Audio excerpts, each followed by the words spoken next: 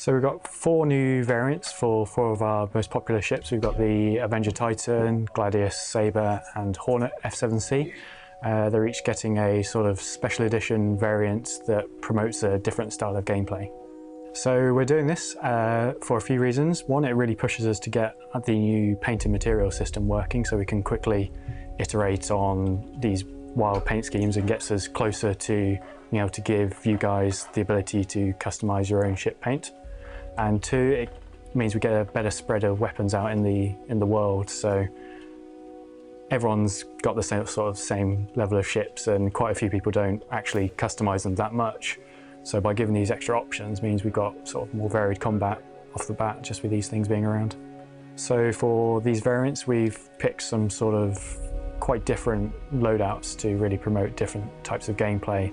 The default loadouts that come with every ship are sort of average loadouts, so they're good at everything equally, but for these we've really pushed some of the gameplay styles, like we have the ballistics versus energy in our ship weapons, and a few of these go all one way or all the other. And we're also, with the new missiles in 2.6, giving some of those on these loadouts to really put the variety in the missile racks and the quantities of missiles on them.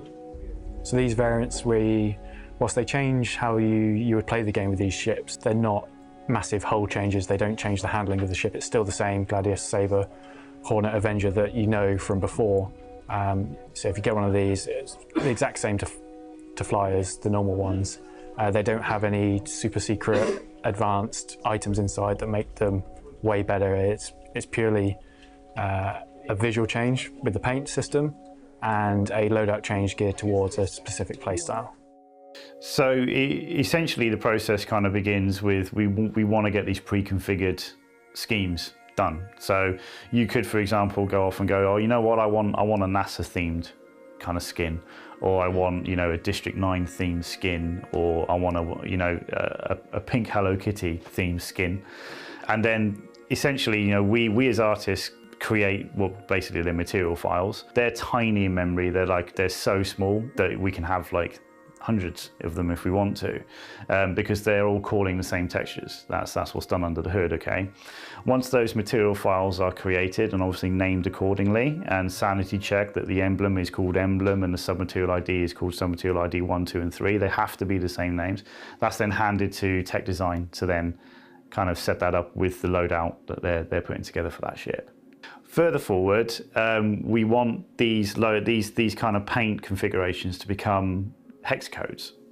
So if you're in like a guild of 20 players, and the clan leader said, all right, this is our paint scheme, there's going to be no like guessing work. Like, you get the hex code, you put it in there, and it automatically will say, oh, you know what, we've got matte black against yellow against pink, something crazy, and every ship in your fleet, you can put that hex code on and it will automatically go into that color configuration.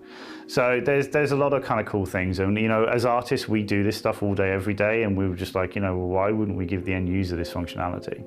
So that's the overall plan. There is a lot of kind of very things you have to be careful with when you're authoring the shaders for this stuff, so it can accommodate these options, but we're on top of that, and that's kind of, yeah, it's good. That's what we're doing on the initial kind of burst of ships right now. I think it's really cool, and it's really amazing to see, like, today I just kind of caught up with the guys and looked at what we're working on for that stuff, and there's like a fleet of 50 ships, all with different skins, all with different loadouts, and it injects color into the game. You can have your kind of personal things going on, which is kind of cool. If I was going to pick one to fly and customize myself, I've always got a sweet spot for the Avenger. If it was me, I'd probably go for a dirty chrome kind of finish. The shape is just kind of so kind of primitive. To get some kind of highly reflective material on it, I think would just look super cool in space. So that's what I would go for.